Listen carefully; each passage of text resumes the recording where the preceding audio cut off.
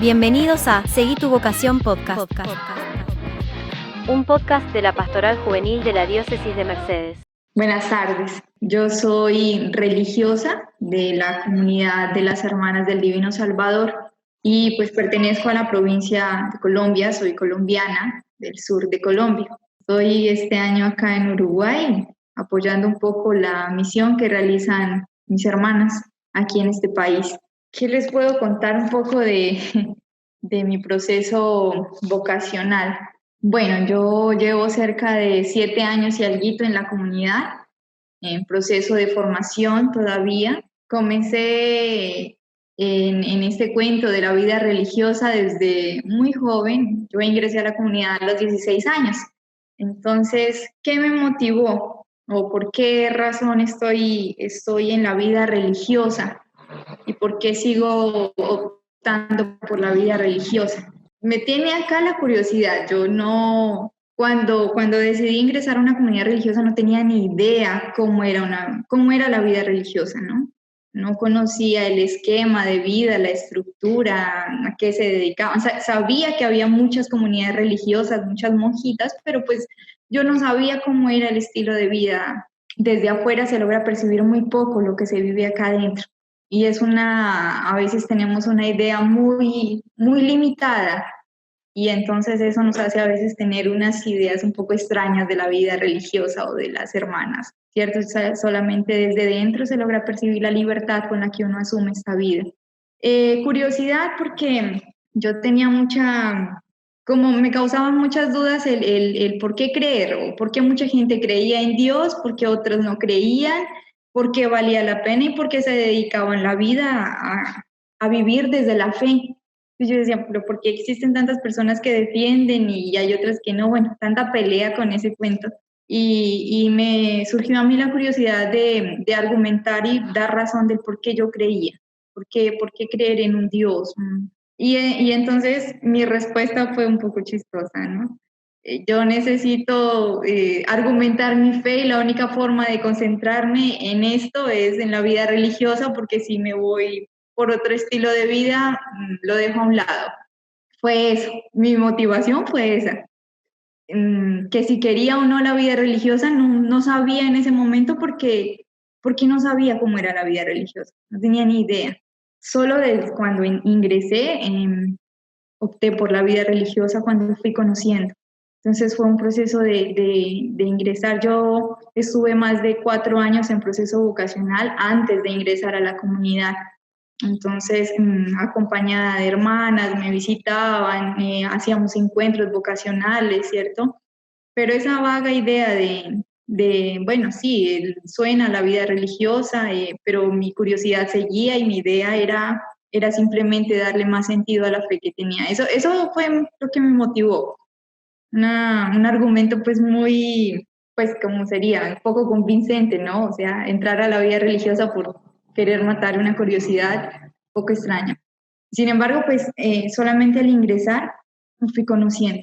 No he respondido totalmente mi pregunta del por qué argumentar mi fe, eso lo sigo respondiendo todavía y creo que me llevará la vida a comprender muchas cosas, pero sí me ayuda a comprender que la vida religiosa, primero, es un camino de libertad como cualquier otra opción de vida, como lo es el matrimonio, como lo es la vida laical para quien decide no casarse o no vivir en la vida consagrada, ¿cierto? Entonces, en este camino de libertad descubrí que valía la pena hacer una praxis del Evangelio, la práctica. Y entonces, mientras vas haciendo el proceso de la vida religiosa, de la nada te nace servir del corazón, o sea, poner al servicio lo que se puede hacer. Y entonces en la vida religiosa tenemos el apostolado, nosotros le llamamos el apostolado al trabajo, ¿no? Trabajo que realizamos. Y que la vida religiosa salvatoriana tiene muchas posibilidades y es muy dinámica, entonces no nos dedicamos a una sola cosa, sino que hacemos posible el anuncio del Evangelio de muchas maneras.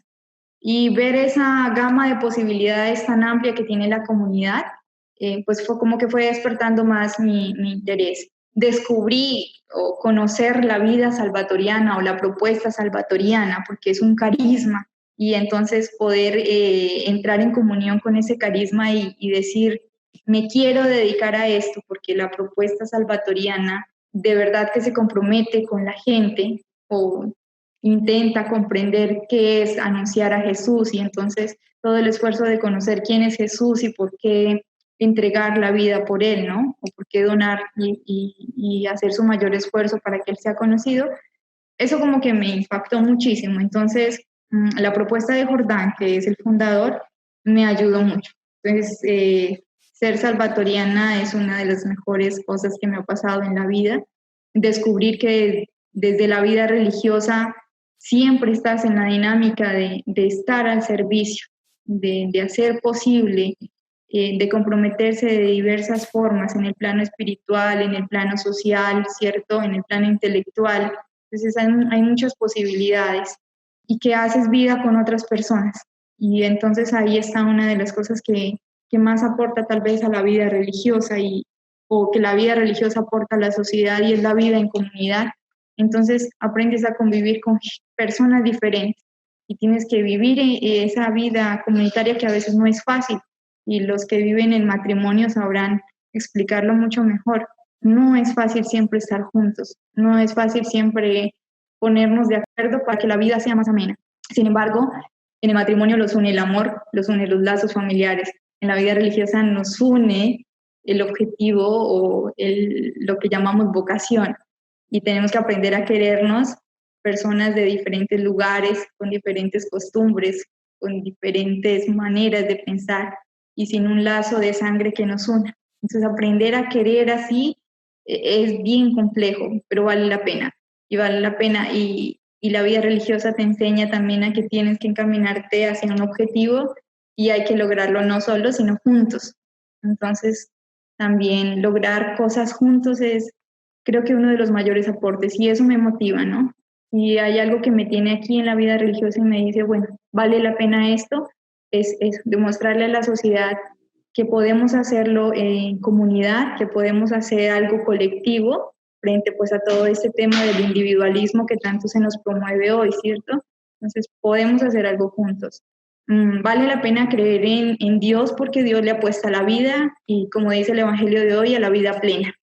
Entonces le apuesto yo también a la vida plena, porque cuando uno hace un proceso de libertad y un camino de libertad, se aprende a vivir de manera plena y se aprende a vivir durante la vida, no como algo a lo que se llega, sino como algo en lo que se va viviendo. Y bueno, la propuesta salvatoriana, sí, siempre seré salvatoriana, y soy feliz de ser una religiosa de la Sociedad del Divino Salvador. Uno siempre hace renuncias en cualquier decisión que uno tome. Uno sabe cuáles son los pros y los contra, o al menos cuando uno logra discernir, logra percibir que existen esas dos posibilidades. Entonces, la vida religiosa te va, o el matrimonio, o cualquier estilo de vida, te va a decir, si escoges este camino, hay muchas cosas que querías que tendrás que dejar a un lado porque no vas a poder hacerlo. Toca ver este nuevo estilo de vida o la decisión que tome, cuáles son las sorpresas y las oportunidades que me va a traer. Entonces, lo que yo he descubierto es eso. Si bien he hecho muchas renuncias de lo que yo personalmente quería, o de lo que alguna vez, porque uno siempre se plantea sueños y metas, ¿no? Yo renuncié a esto, pero me apareció esta oportunidad y aprendí esto. Y se me viene otro tipo de interés. Para mí es una novedad estar en un nuevo país, conocer una cultura, formas diferentes, visiones diferentes. Y bueno, aunque uno está, pues yo personalmente estaba entretenida en lo que estaba haciendo allá en Colombia y el cambio fue un poco sorpresivo, nada, es asumir, ¿no? Es aprender. Pero hay otras renuncias que son mucho más difíciles, y son las personales. Esas que te ponen a pensar si escojo esto o escojo lo otro, pero estoy dejando esto y será que sí, será que no. Esas renuncias son las que más cuestan. Mi principal miedo precisamente era si valía la pena renunciar a otras cosas que yo quería, y si en esa vida o en ese estilo de vida yo iba a lograr. Y aún con ese miedo yo me arriesgué, ¿no? La vida es de arriesgarse también.